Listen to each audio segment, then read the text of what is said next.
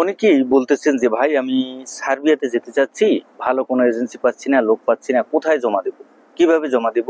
আসলে আমি যেখানে জমা দিতে চাচ্ছি বা আমি জমা দেওয়ার যে রাস্তাটা খুঁজতেছি সেটা পেলেও সেখানে আমি জমা দিলে বিষয়টা পাবো কিনা।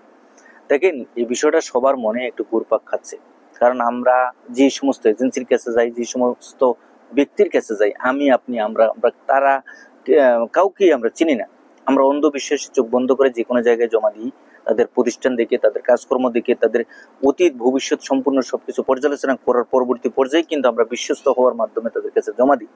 সুতরাং যারাই বলতেছেন যে আমি কোথায় জমা দিব, এই ধরনের কোনো বিশ্বস্ত এজেন্সি আমি পাচ্ছি না বা আমি খুঁজেও কোনো ধরনের কোনো ফলাফল পাচ্ছি না, তাদের ক্ষেত্রে বলবো আপনারা বাংলাদেশের ভিতরে যে সমস্ত এজেন্সি আছে, ভালোভাবে কাজ করতেছে, অতীতেও তাদের ভালো একটি কাজের কর্মক্ষেত্রের যে কার্যক্রমটার উপর ভিত্তি করে তাদের যে রেকর্ডগুলো সেগুলো ভালোভাবে আছে, এই বিষয়গুলো পর্যালোচনা করে আপনারা বুঝে শুনে তারপর তাদের সাথে কথা বলে পরামর্শ করে আপনারা জমা দিবেন। ধন্যবাদ।